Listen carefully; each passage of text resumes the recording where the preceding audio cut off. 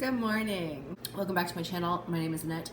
If you are new here, I am a mom. I am pregnant. I post a lot of content that is related to those two things. And today, we're going to be talking about my first C-section. This was a video I've been wanting to do for a very long time. I just haven't had the energy, the mental energy, to relive it all, I guess. Just keep in mind this video is not meant to scare anybody out of a C-section. Also, if you are watching this video in hopes for an idea of what it's like with an emergency C-section, in case that's something you're prepping for to potentially happen, mine was elective. So from what I know, an emergency C-section is completely a whole different realm than a planned elective C-section. So bear in mind that I'm pretty much just going to be walking you through the process of requesting a C-section right up until I started recovery, that kind of thing. Also, every experience is different. Every person, every doctor, every hospital is different.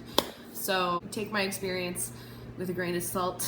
Crazy as this whole story is going to be, I am more than happy to do it again. In fact, I am. I'm having another elective C-section with this one. So I did have an elective C-section where I live. I know this varies from province to country to whatever. You can request to have a C-section. It was a bit of a process. I knew the whole time because of certain medical conditions that I was going to want to just have a C-section because I was at very high risk of requiring an emergency C-section to prevent a whole ordeal and just get it done and over with. I knew I was going to be requesting a C-section. The odds were not in my favor. I requested from my OB that we do a scheduled C-section. In order for me to get approved for that, I literally just had to do my own research, look up the pros and cons, and then he discussed them with me, made sure I fully understood them, and then I also had to go see another OB who was not mine and basically go through the same steps with them, basically get approved from him that I knew what I was doing in requesting a C-section. That ended up being booked within a week. So that was a pretty easy process. All that happened around, I think it was my 26-week appointment, somewhere between 26 and 28. I believe is typically they aim for 1 week before your due date so that you're not too early, but it's not pushing it and risking the chance of you going into labor. And then everything else was pretty much just standard procedure up until the week of my C-section. So a couple days before my C-section was scheduled, I did have to go to a prenatal appointment at the birthing unit, at which point they gave me the rundown of the procedure, what was going to happen when I got there, how early I had to be. They took note of any medications I was taking, and then I had to, on my way out, stop at the pharmacy and purchase a special soap. It's like a sponge in like a metallic foil packet. So you have to buy 2 of these. I think it was like $6 total. So you wash from here down, basically in the main areas where they're gonna be operating the night before you go to bed, and then like immediately put on clean pajamas and just go to bed. And then the morning of, as close to when you're gonna leave for the hospital as possible. It wasn't the worst prep I've ever had to do. The soap isn't bad, like it doesn't irritate your skin or anything. It smells like hospital. Did have to be at the hospital about an hour before surgery just to make sure we'd get settled into our room, get the IVs in. We did have our own room. So as soon as I got there, they had me change immediately into a hospital gown, got me in the bed while my partner went to the car and brought everything up. Then they had to put my IV in. And this was where it all started to go downhill. Now, I'm typically that person that doesn't say no to like students doing like minor things to me when I'm in like a doctor's appointment or at the hospital. My OB had a new student in and out of his office like pretty much every single appointment that I went to. And for the most part, they were all, like, I'd never had a bad experience. I never had anybody that was so sketchy that I said no to. Turns out the last student that he had made me very uncomfortable, and not in like a creepy way. He just he did not know what he was doing when he did my cervix check, and it was awful. I figured I wouldn't have to see the guy again. I was wrong. Turns out he was the student that was going to be assisting with my C-section.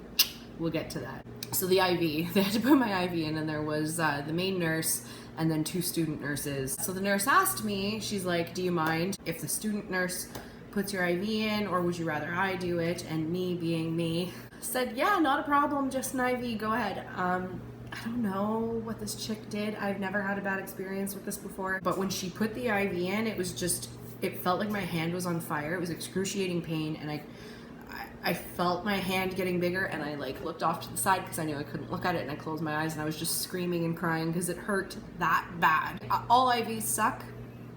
If you've had an IV, you know that, but this was bad. Nurse cut her off and was like, it's okay, I'll fix it. And my boyfriend was over on this, he ran over on this side and was holding my hand, and I opened my eyes and he's like, don't look at it, don't look at your hand. And I looked down at my hand. It was a balloon. It had swollen up to about here when I looked at it, and it was just blue, like black blue, just horrendous.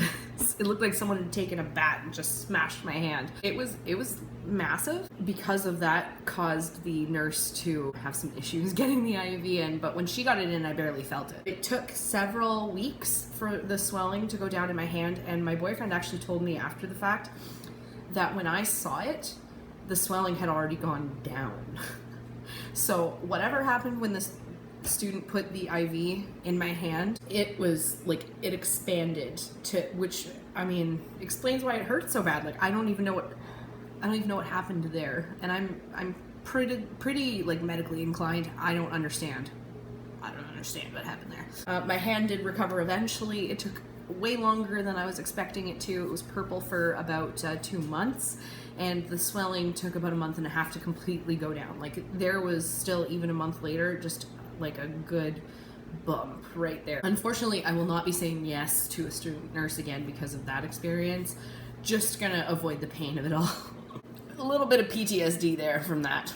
If anyone can explain that one to me, do so down in the comments, because that one's a fucking mystery. Surgery time. I have a bit of a mixed review regarding the actual surgery. So we were initially brought into this tiny little like waiting area before going into the actual surgery room. The nurse who was going to be helping with my spinal and staying there throughout the surgery came and sat on the bed with me and went over the whole procedure of it all, from spinal to bring me back to the room basically. And then they brought me into OR. They introduced me to the other nurses that were going to be in the room, to the anesthesiologist, who was great, by the way. So they sit you up on the bed when it's time to put the spinal in, and then your main nurse will come and then you like hug them. The spinal wasn't that bad. I know other people have different experiences with this. Some people thought it was excruciating, some people barely felt it. I was one of those people that like, it stung really bad for like a second, like a split second, and then all of a sudden it stopped.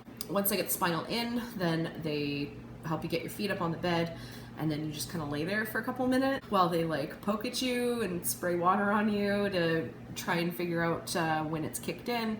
And as soon as you can't feel anything, then they bring over the sheet, and once the sheet is up, then they brought in my boyfriend, and he came and sat beside me. The whole thing was only supposed to take about 20 minutes, pretty much start to finish.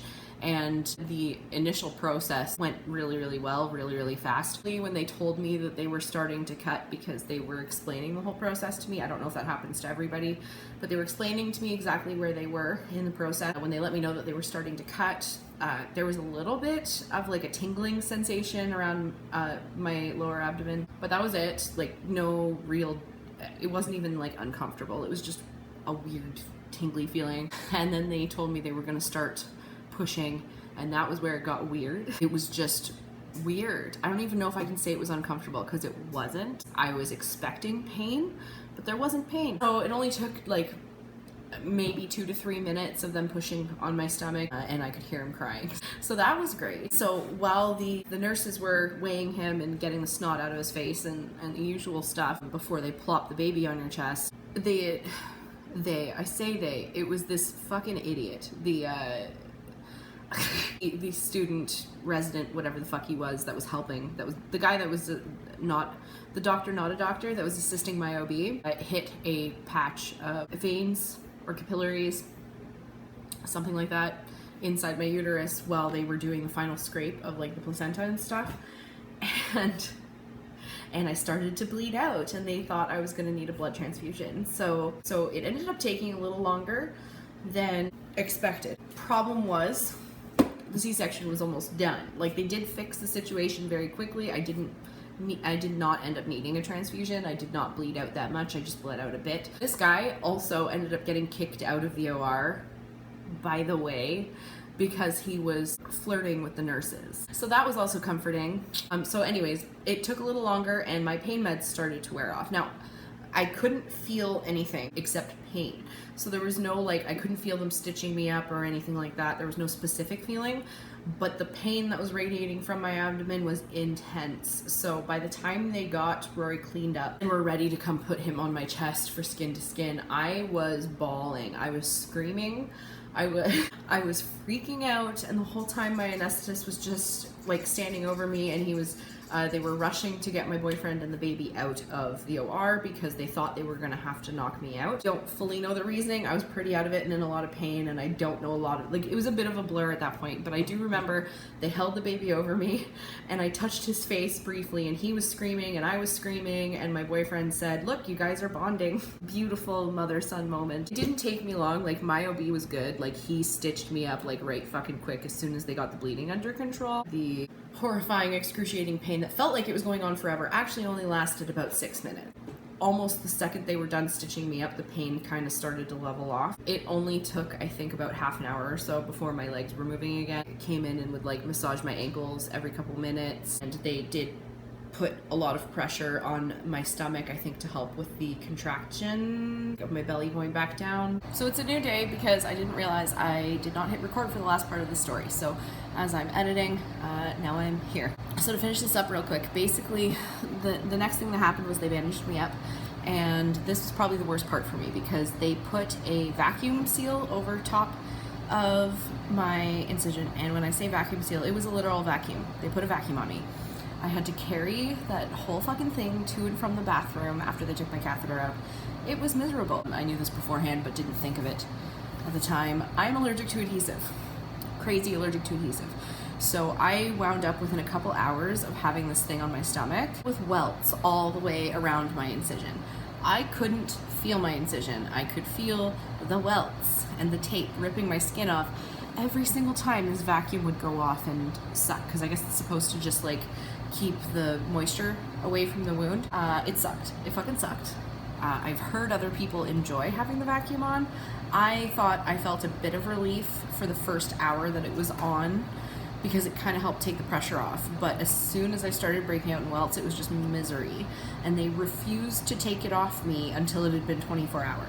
Luckily, I had a nurse that was willing to take it off a couple hours early, but it still took all morning to convince this woman that I was in excruciating pain and needed it removed ASAP. So she took it off, and it literally felt like she was ripping my entire stomach off, and it was horrible. It was awful. Whatever happened during the surgery that was miserable, I don't remember it. I don't remember it even a little bit. Like, I know it happened. I'm aware that it was a thing that I felt, but I don't remember how it felt. What I do remember was the excruciating pain from that fucking tape. As soon as it was off, I took a shower, and I didn't even need another bandage. I was just open. I got to wear my own compression underwear and my own nightgown, and it was just clean and comfortable and felt so much better. And then recovery from that point on was a walk in the park. So moral of the story here is, if you are allergic to adhesive, make damn sure they do not use that fucking vacuum. To put it this way, my incision healed faster than the welts did, and you can barely see my scar from my C-section, but you can see very clearly the tiny spots all the way around it from where I had these massive welts. So hopefully this didn't scare you out of the C-section. I don't know, everybody's different. Most people I know didn't have the minor complications I did, and I do say minor because they were minor. If you wanted a vague idea of the process, anything like that, I hope this helped. I will be sharing my experience from my next C-section, which will be in November sometime. I don't have a date for it yet, but I will be putting that story time up probably during Vlogmas. So I'll probably be filming it like once I'm back at home and settled and have a bit of time and energy to actually film something, and then I will schedule it for a Vlogmas in December. So stick around if you want to see that. Thanks for watching. Give it a thumbs up if you wanna. Subscribe if you feel so inclined, and we will see you in the next one.